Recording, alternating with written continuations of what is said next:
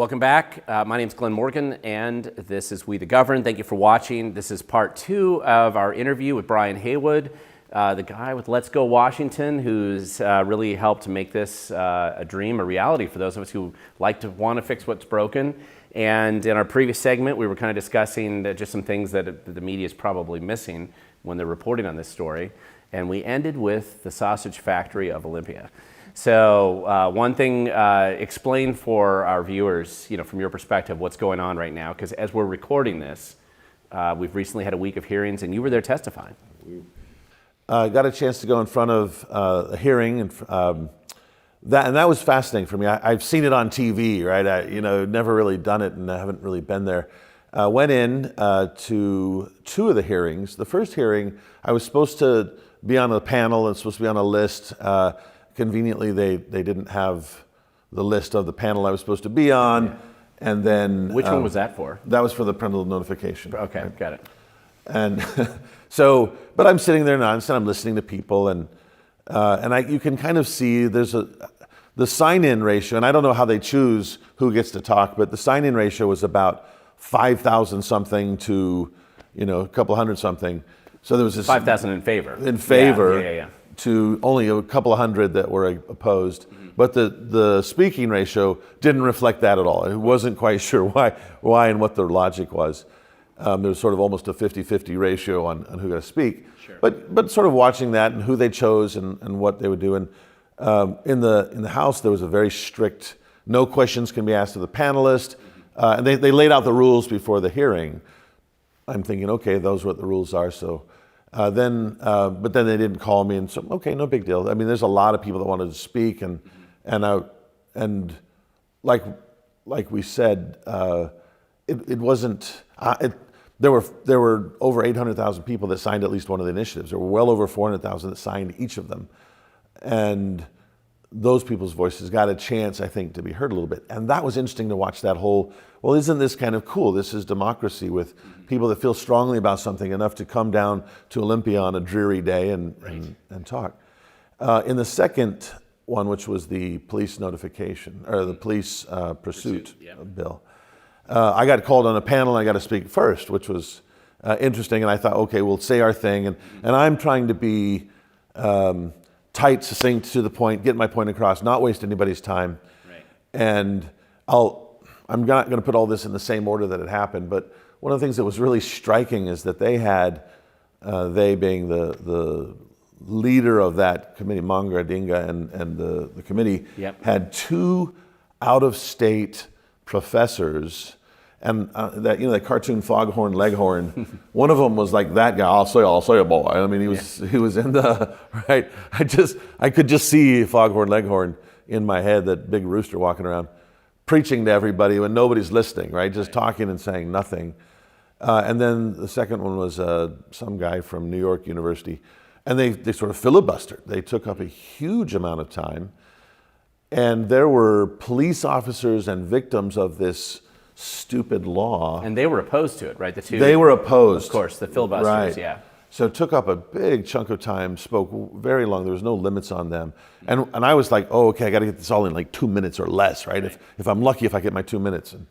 And they just, one of them spoke so long that even Ongadinga had to say, stop. She went on too long. So it was a little bit looser there, and the rules weren't quite clear. And then on the panel that I was on, they suddenly said, well, we want to ask the panel questions. And of course, the question that they were going to ask me was, what about people that were killed by police that were pursuing? And I think it was intended to be a gotcha question. Sure. You heartless bastard. Mm-hmm. You're not thinking about these people. And I guess the advantage I've had is I have thought about that. Mm-hmm. Was it, they asked a question like, was that taken into consideration when you made this bill? What research or what evidence do you do? I mean, there was this kind of no way to really answer the question with a gotcha question that should make you feel bad for being a human being. Right. Because the answer is it's tragic, right? If whether even if they're a criminal or if they're an innocent victim and they're hit by the police or by another car during a pursuit, that's a tragic thing, right? And loss of life. No mom wants to hear that. No family wants to hear that. So there's like no answer to that other than It's terrible, right? But it was clear that was sort of I'm going to attempt to shoot at you. Right. And then there was another piece where they'd gone through and they had all these people talk about beforehand. They had some people talk about, this is what we think the law does, this is how it impacts current law. And that was really informative because it was their analysts who had gone through the law, and this is what we think it does, and this is what it doesn't do. And some questions back and forth on that. And it was clear, the big change in this law, the big change in the police pursuit law is they have to have a reasonable suspicion, they have to have suspicion that a crime was committed. Right. But there's an and after that. Right? There's a very important and. It's not just that. I can't, if your tags are out of date, that in and of itself is not a reason for me to pursue you if you take off. Right. However, there's an and the safety of the public is endangered is kind of the way that I've paraphrased it. But it's that sort of pairing that's there, and it's important.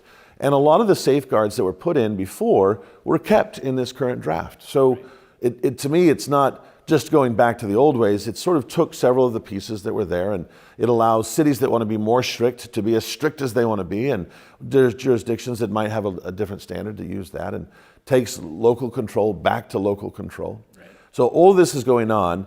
The legislators knew, this one in particular, Patty Cooter, I think was her name, she knew exactly what's going on, and there was a representative of the sheriffs and police officers that was to my right, and just a good man sort of talking about the impact and trying to represent what's happened in the police community.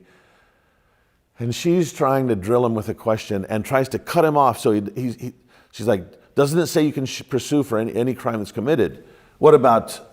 Right, and then cut off. Sure, classic. And he said, well, there's also this... No, don't go there. Right? Yeah. She interrupted him. Right. And he's like, well, there's an and. No.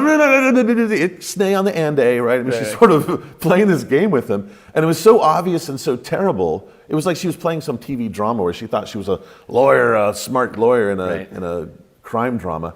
It was so terrible that Mongadinga's like, we're just going to go skip that question and go on to something else, right? Watching that was sort of fascinating. Yeah. And then all these police officers and victims that were ignored so that we could have a South Carolina and a New York professor on, spoke to this is, it's a hearing, but it's political theater. Right. That's what we're doing right now, is it's political theater. Well, and now, the choices that they're making with 3 initiatives that they're going to, looks like next week, it appears they're certainly on path to be approved. Yeah, that's, wow. Which is a huge victory. Right. Any way you measure it, I think that's a big deal. Me too. And then you have 3 of them, though, that they're going to ignore and put on the ballot. Why don't you, from your perspective, talk about the distinction between those 2 groups? Two groups, yeah. Well, I know that they're all popular because we got over 400,000 signatures. We did a poll of Washingtonians, and over 400,000 on each of them said we like this and would like to see a law. Right. That's a big, big poll.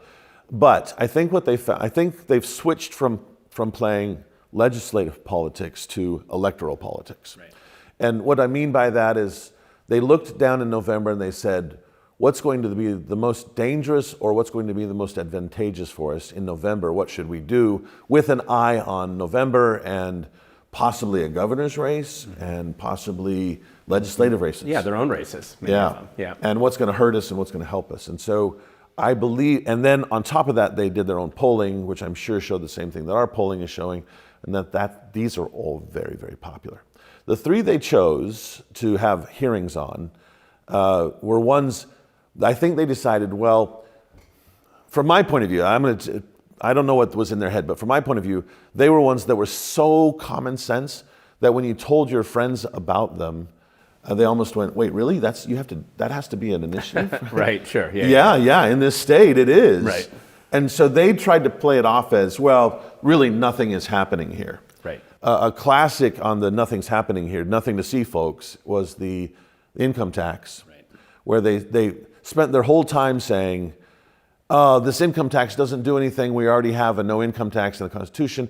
Why are you wasting your time trying to prevent an income tax when you should be using your time to try to implement an income tax, right? That was almost there, right? Yeah. And you're like, wait, really? That's what your argument is? Out of that? Yeah. So that was fun to kind of watch. Yeah. But they didn't have a real real strong argument for any of them. The police pursuit, there was an emotional appeal. There was a woman who had lost her son who'd been hit by the police, and yeah, absolutely, right. But then you have to step back and you have to say, well, let's weigh the whole thing.